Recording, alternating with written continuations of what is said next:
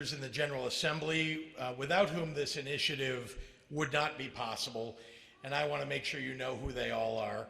The sponsors, Senator Peters and Representative Slaughter, Leader Hunter, Leader Collins, Representatives Robinson and Gonzalez, and I hope I haven't missed anybody. I don't think so.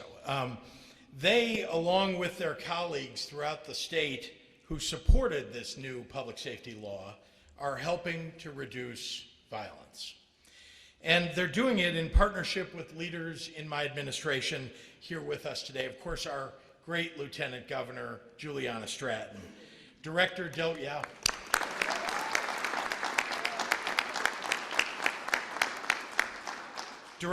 Reese Adams of the Illinois Criminal Justice Information Authority, and Secretary Grace Ho of our Department of Human Services.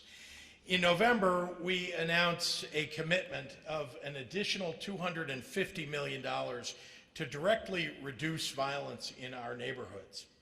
Today, the legislation that I'm signing will advance our commitment to make that unprecedented investment in public safety, utilize data to inform where help is most needed, address both immediate needs and systemic change to reduce gun violence, and most importantly, reach even more communities that have historically been left out and left behind. This wouldn't be possible without these leaders in the General Assembly. By working together, we are able to make a bigger impact sooner, with dollars getting out the door well in advance of the summer of 2022. That starts today. Applications are now open for groups who can help train community organizations on the front lines, organizations that will deliver evidence-based violence interruption and prevention, youth development, and trauma-based services. In the coming weeks, additional funding opportunities will be released for those frontline community partners all across our state. So that's the how of what we're doing. But I want to speak to the why. In the past week alone, we have lost a 39-year-old in Roseland, a 29-year-old in Grand Crossing, a 60-year-old in Little Village, young and old victims of gun violence. On Tuesday, a 71-year-old grandfather in Chinatown was shot 22 times while getting his newspaper. And there are the countless children who have been taken from us far, far too soon. Too much tragedy, too much loss. We are all here to say enough is enough. In this state, we are one Illinois, and we stand up for one another. The people of Washington Park, of Grand Crossing, of Little Village, and Chinatown deserve to be safe. So do all Chicagoans, and the people of Rockford, and Peoria, and East St. Louis, and Champaign, and communities up and down the state of Illinois. The problem is not unique, though, to cities in Illinois. Communities across the nation, like Philadelphia and Indianapolis, Austin and Portland, have been plagued by the scourge of rising violence. Indeed, they have reached record proportion. I came into this office committed to addressing the cycle of violence and its root causes: poverty, disinvestment, lack of access to health care. That means investing in education and employment, in human services and mental health, to neighborhoods that have been truly forgotten. Since taking office, my administration has more than doubled investments in programs to interrupt and prevent violence. That's before the $250 million in the Reimagine Public Safety Act. And the state has now appropriated $507 million for violence prevention, diversion, and youth employment programs just in our fiscal year budget. On top of rebuilding our social safety net, these budgets have provided hundreds of millions of additional dollars to local governments and to community-based organizations to support vulnerable communities. In response to the devastating increase in highway shootings in Chicago, I've ordered the Illinois State Police to double their preventative patrol presence on the city's expressways. And we've installed already 100 of the hundreds of license plate reading cameras around the region so that we can catch these deadly predators. My administration is adding hundreds of new troopers to the depleted ranks of the state police with yet another cadet class starting this Monday.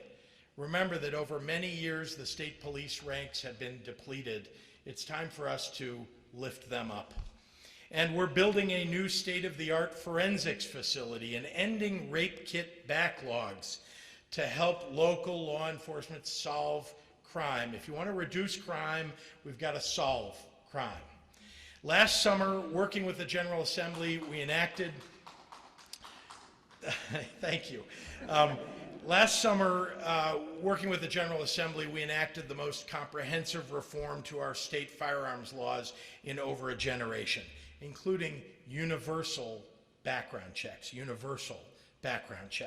And through advancements in economic opportunity and healthcare and education and restorative justice, I've been very, very proud to stand with the Illinois Legislative Black Caucus, who led our effort in making Illinois a national leader in tackling racism head on.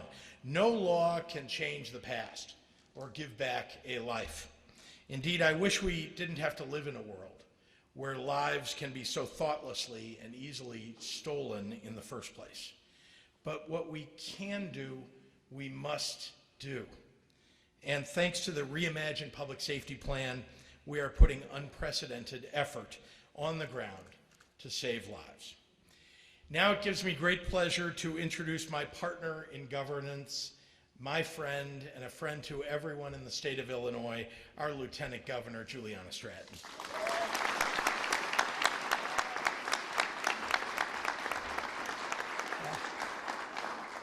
Thank you so much, Governor Pritzker. Hello, everyone.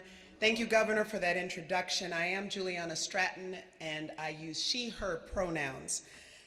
We are here to reimagine, to shape how public safety works and evolves in this state, to support communities and the families that call them home. Governor Pritzker, thank you for leading our great state with the health and safety of all Illinoisans in mind and with justice and equity rooted in the priorities of our administration. To my friends and former colleagues of the Illinois General Assembly, including Senator Peters and Representative Slaughter, thank you for envisioning a new path for our communities through your work on the Reimagine Public Safety Act. And thank you to all of the special guests that are joining us today that Governor Pritzker has already acknowledged. Thank you for being here and for your leadership. We know that the time to act against gun violence is long overdue because so many of us have endured its effects either directly or indirectly. And I say this as someone who has been directly impacted by gun violence, whose family has felt the pain and the trauma that it brings. And I know many of you in this room today share my story. Gun violence affects all of us as a state, and we are all a part of the solution. And our cities, towns, and neighborhoods, and the people who live in them, who feel the effects of this epidemic, they are not the problem. It is the conditions our neighbors, friends, and loved ones inherited from failed policies and decades of disinvestment that perpetuate this violence.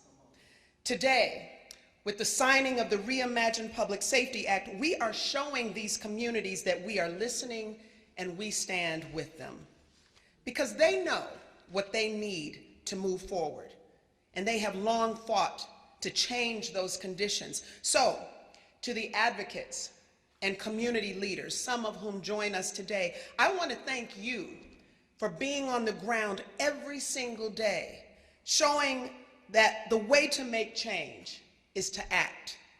And you all deserve a round of applause.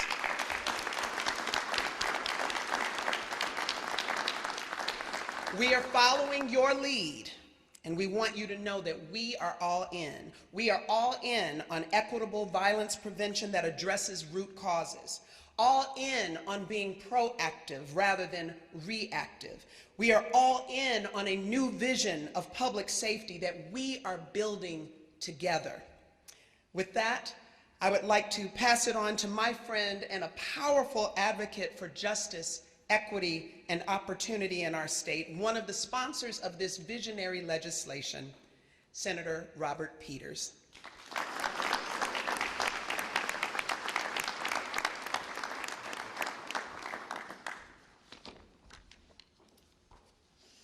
Good afternoon. I want to first thank the governor for signing this today and all the work he has done around reimagining public safety. I want to thank the lieutenant governor for her amazing work when it comes to justice, equity, and opportunity. And I want to thank the governor's team, particularly Deputy Governors Andy Menard, Sol Flores, Secretary Ho, Director Adams, and Assistant Director Patterson, as well as the legislative team for taking this on and for listening.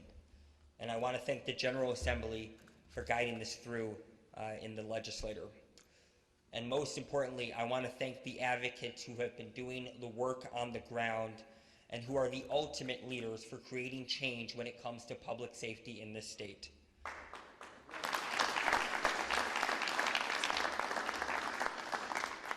It has been a very difficult 2 years.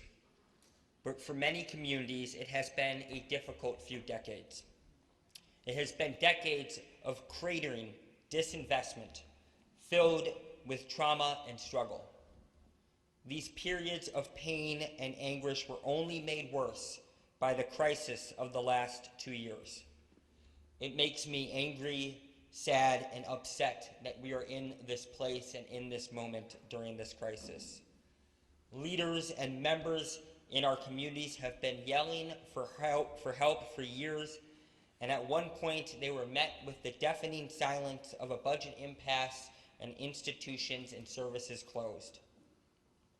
For years, our approach to these struggles was built off a system that I would call a form of big government gone bad called mass incarceration. A system that did nothing to keep us safe and in fact disrupted lives and is contributing to a crisis we see today. This approach has meant that neighborhoods have been on fire and burning. And what we are seeing this year is that when there is fire, there is smoke. And now that this smoke has spread to everyone, all across the city and state, we need to deal with this smoke by putting out these fires. The Reimagine Public Safety Act is a pathway to putting out the fire. It will be a target, evidence-based, and compassionate program to interrupt, guide, and lift up communities who have been struggling. It will be diverse and focused in all areas all over the state, and it will be historic.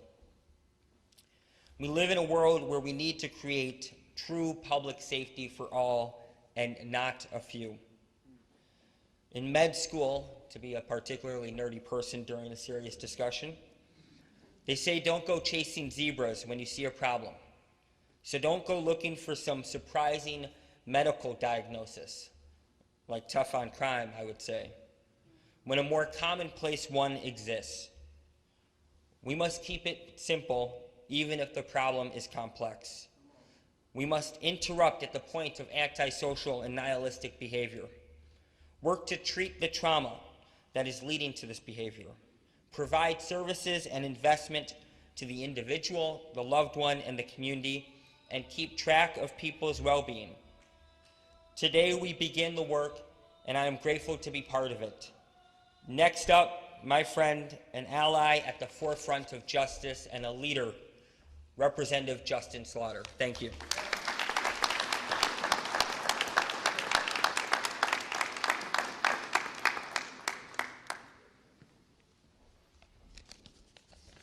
Thank you, Senator Peters. Good afternoon, everyone.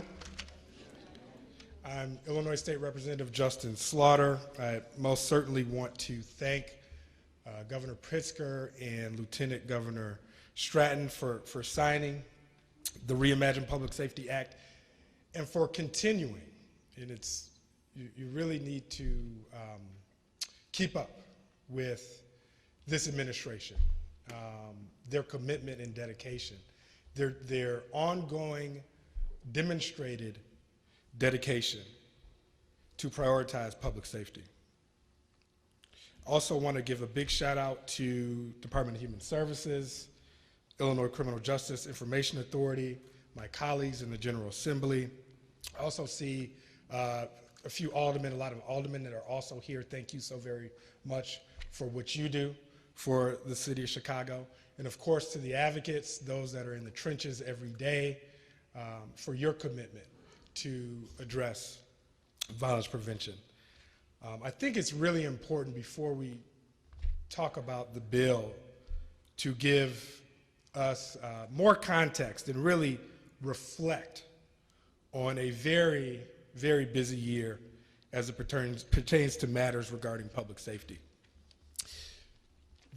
Actually, all the speakers have talked about this. This all begins with acknowledging that, unfortunately, systemic racism does exist.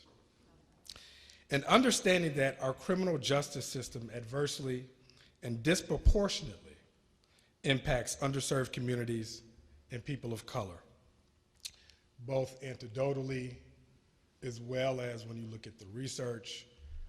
The governor touched on this. This is not just a problem that is germane to the state of Illinois. This is both a local and national issue. The question is, what are we going to do about it?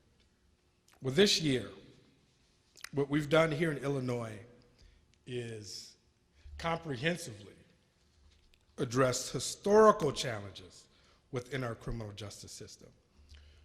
We've done this, and again, looking at what we've done all year with the three-pronged approach. The Safety Act containing two of the prongs, both police and sentencing reform. Today's bill containing the third component, which is violence and crime prevention. As we look at these policy initiatives, I think it's absolutely critical that we not entertain the option of turning back the clock to employ the old, failed policies of the past that amount to lock them up, throw away the key approaches. We know actually that this is the reason that we are here today in the crisis-like challenges that we have. You've heard it before, we will not be able to arrest our way out of these challenges. The Reimagine Public Safety Act signifies a different and new approach, one that is not necessarily soft or hard on crime, but rather a smart on crime approach.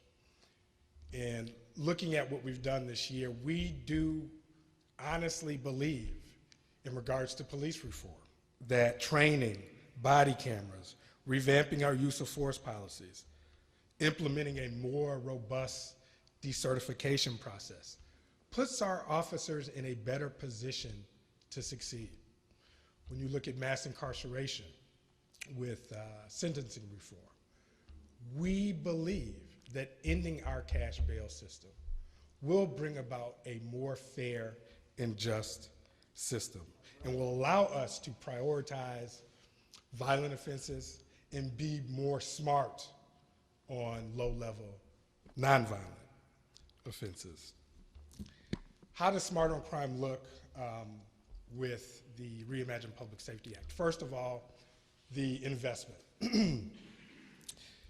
The budgetary investment, $250 million over the next 3 years. Ladies and gentlemen, this is the largest investment of resources specifically dedicated to violence prevention in the history of Illinois.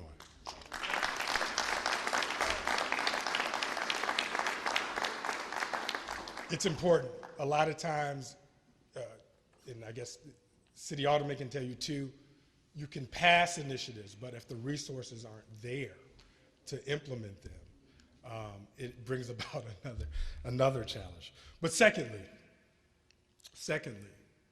interagency and intergovernmental partnerships. A primary objective of this initiative is to work across state agencies and with other levels of government to optimize our efforts and our impact. Extremely important that all levels of government are working in concert. Our neighborhoods, our communities throughout the state of Illinois deserve that from us. Third, and really the most significant difference in Reimagine Public Safety is acknowledging violence as a public health crisis. Just over a month ago, the governor signed an executive order declaring gun violence a public health crisis. What comes along with this new perspective is understanding that you can't look at violence in a silo, but rather understand the myriad of different socio-economic factors that interface with our social determinants of health. Not really rocket science. Where you see significant lack of investments in education, economic development, housing, the environment, mental health services, you will also see a prevalence of violence. So it's this ability to coordinate all of our government programs and resources and services to address these issues. Another point I want to touch on is best practices and evidence-based practices. This bill creates an Office of Firearm Violence Prevention. We want to be national leaders in this space. This means prioritizing best practices and encouraging emerging practices. It really also means working with our legacy organizations and building them up, organizations that have done this for many, many years. But it also means investing time and energy and resources in new entities and organizations, grassroots organizations that want to start up and have an impact in this area. Lastly, we also know that violence prevention interventions solely by themselves will not solve this issue. We must continue to develop and strive for holistic, comprehensive community revitalization where it's needed most. This means leveraging federal resources, but it also fundamentally means changing government to bring about sustainable, positive outcomes.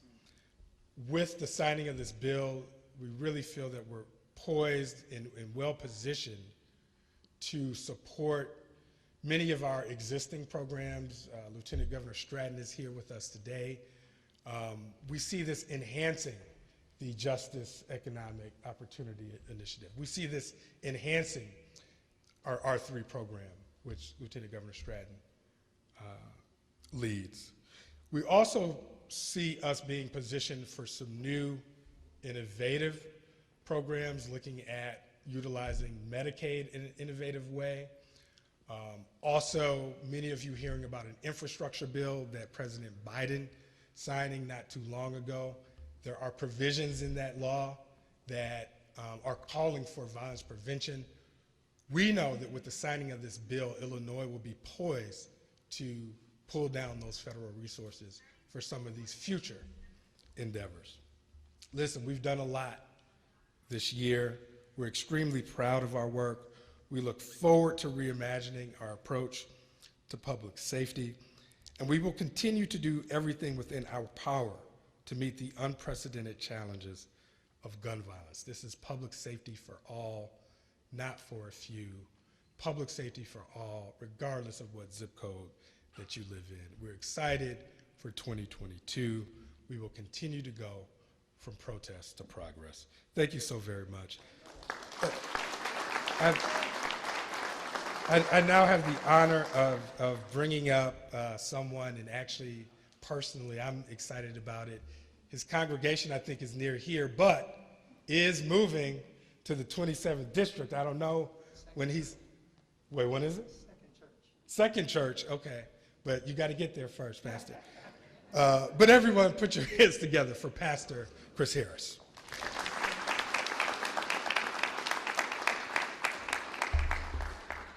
I say good afternoon, everybody.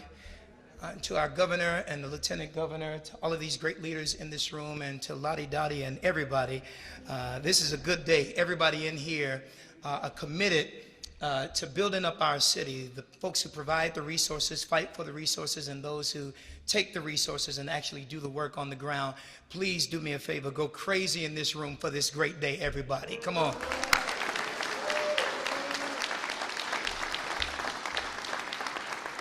As shared, I'm Pastor Chris Harris, and founder and CEO of Bright Star Community Outreach. I pastor Bright Star Church here in the greater Bronzeville area, as well as St. James Church in the West Pullman area out there in the hundreds. And we serve thousands of residents in the greater Bronzeville community particularly. And with me today are various community leaders and stakeholders and constituents that represent a collaborative of more than 100 community-based, faith-based, school-based organizations who have partnered together to implement essential programs. Now, this also includes Dean Deborah Gorman-Smith of the Crown Family Schools, Chicago Center for Youth Violence Prevention. Together, we have been implementing a community-wide, data-informed, coalition-based approach to violence prevention since 2015. Led by Bright Star Community Outreach, this collaborative has actively engaged literally tens of thousands of community residents, and this partnership has achieved substantial progress in efforts to identify and deliver high-quality programs for youth and families, to advance educational equity for all schools in the greater Bronzeville footprint, to increase the resilience of people affected by trauma and violence, provide employment and placement services for residents of the greater Bronzeville area, and reduce crime and violence at a community level. Now, driving the success of this approach has been our development of what we call the Greater Bronzeville Community Action Plan, drafted after community-led work groups collected the data, and we reviewed the community profile and resource assessment, and prioritized domains for community planning. That's the exciting part. The Community Action Plan is focused on 4 key areas: violence prevention areas, that's implementing school, family, and community-based interventions, mental health support, and trauma-informed care, education, as well as workforce development. Now, analysis conducted to test the impact of the model that we've implemented on crime and violence at the community level, when compared with similar communities around Chicago, found significant differences and reductions in violent crime, violence, including robberies, aggravated assaults, shootings, and homicides. Now, let me translate that. We're seeing a 14% drop in robberies, a 10% drop in aggravated assaults, and a 17% drop in shootings. In addition to supporting programs in each of the key target areas, that's family and school-based programs, trauma-informed care, education, you all, as well as workforce development, we hypothesized 3 key mechanisms leading to reductions in crime and violence at the community level. Increased capacity of the community-based organizations. Let me say it again. Increased capacity for the community-based organizations. Third time for the Holy Ghost. Increased capacity for the community-based organization. Don't ask us to do the work until you give us the resources. It's like a hungry hippos game. They throw money out on the table and everybody try to grab it. Now it's time for us to collaborate and then concentrate and then make sure we build up the folks, y'all gonna clap on this, that do the work all the time. And then let's strengthen and support our community coalitions. Where there's proper investment, my colleagues, there should be a return on investment. And we need to respect the fact that we shouldn't ask for dollars without data. We shouldn't ask for money without metrics. And we shouldn't try to expand without evaluation. That's called accountability. And I cannot express enough how thankful I am for this funding that will support boots on the ground organizations that are committed to intervention and prevention efforts to address this violence. I'm particularly grateful that some of those funds are going to go to mental health efforts. This is desperately needed. This is desperately needed. And Bright Star Community Outreach's trauma helpline and trauma-informed efforts, such as putting care rooms, care and resilient environment rooms in the various schools, have touched more than 50,000 students and residents because of our collaboration. But much more is needed. Everybody say much more is needed. Now say much more is coming. You ought to clap your hands for the signing of this bill. And these funds can potentially scale and replicate this work. Again, thank you, Governor Pritzker. Thank you so much, Chris Patterson. We're looking forward to your leadership, and act like you at my church. Look at somebody better looking than you are right now and tell them, say nothing. Come on, I said look at somebody better looking than you. Y'all ain't got nobody better looking than you?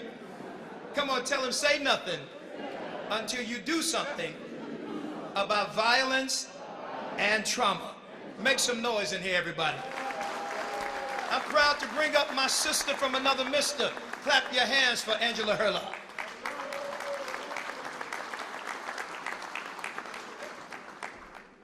How do you ever come behind that? How do you ever come behind that? So I was thinking about what I was going to say. You know, you put together things you really want to say, and I am in awe. When you look around this room, look at the people who are doing the work. I definitely give honor to our governor and our lieutenant governor and our elected representatives that take the voice and they do the action so we have the resources. But I want you to look around the room at the people who are on the streets every single day doing this work. Every single day loving families. Every single day helping people to put down a gun and pick up a key to an apartment. Put down a gun and pick up a job. I am moved because 25 and a half years ago, I stood over a coffin of my young cousin. And there weren't these types of resources. Now we have these kind of resources. We have people who are out on the streets, organizations who are out doing the work so people can put down the guns, pick up a job, pick up a home, just pick up a hand and say, you know what, there's a better way than this. But we can't do it alone. It's got to be everybody here doing it together, right? Right? Right. Everybody has a piece of it. This isn't even the beginning. The beginning has been coming because we've been doing this work. This is the middle that's going to get us to the end. The end when we can say, wow, I remember when there used to be a lot of guns in Chicago and in other places all around the state. We don't want those here. We want to see our kids grow up. I looked back there and saw my colleague with the little baby back there. That's going to be growing up. That's our future. But if we can't make them get here, we're not doing our job. That's what this is about. $250 million is a lot of money, and then it's not really a lot of money. So we got to use it wisely so that there'll be more. It is my honor to bring up our wonderful governor so he can sign this bill. I'm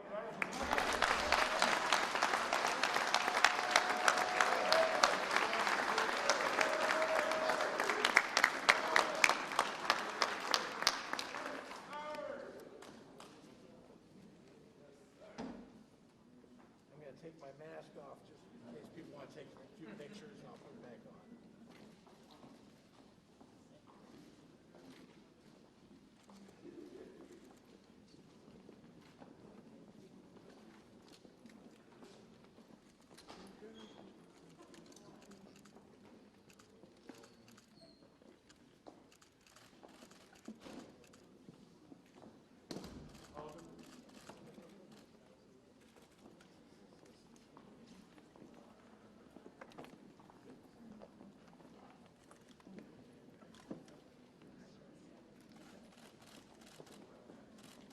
One more big good look up, Governor.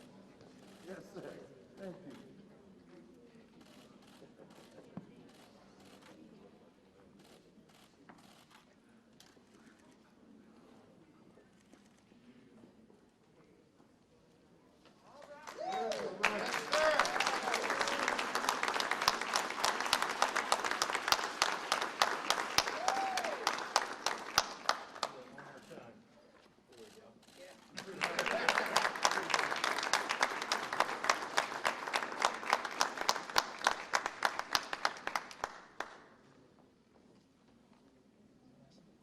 Well, once again, I want to say thank you to the people behind me who made this happen, the members of the General Assembly who worked so closely together to get this done, and of course to all of the elected officials and all the leaders of the organizations who have pushed and prodded to make sure that our General Assembly and our governor and all the leaders across the state understand the importance of investing in the interruption of violence, investing in lifting up our communities.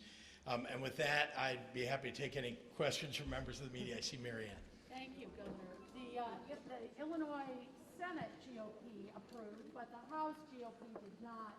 And in fact, Minority Leader Durkin has put out a statement saying he does not agree with this bill. Why is he not in sync with others on this? I don't know. All I can tell you is that, I mean, maybe I should ask members of the General Assembly who talk to him maybe more often than I do. I will say that I can just say this, that Republicans have only been calling for more time in prison for people. They've only been calling for cracking down and being, just slogans around law and order. What we do, what we Democrats have done, is actually invest in fighting crime and actually investing in our communities, investing in the community organizations that make a difference on the ground. Some have asked for you to declare a state of emergency. This weekend, there's concerns for the city downtown. There's even reports that the city might have to raise the bridges to keep the downtown shopping area safe. When you hear that, is it time for a state of emergency? Well, let's be clear what people are saying. What they want is to make sure that our streets are safer.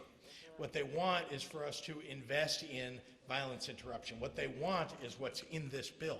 What they want is to make sure that we're investing in the patrols of our highways like we are doing with our state police. What they want is to make sure that we're addressing the underlying causes of violence in our communities, and that is what we are doing. Thank you, Governor. Thank you.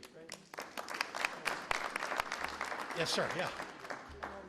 Now that, obviously, this is a long process, but now that the bill is signed, can you give us a ballpark estimate of when community groups might expect to see some of this funding and about how big those grants are going to be? So the application process, as I said a little earlier, begins today.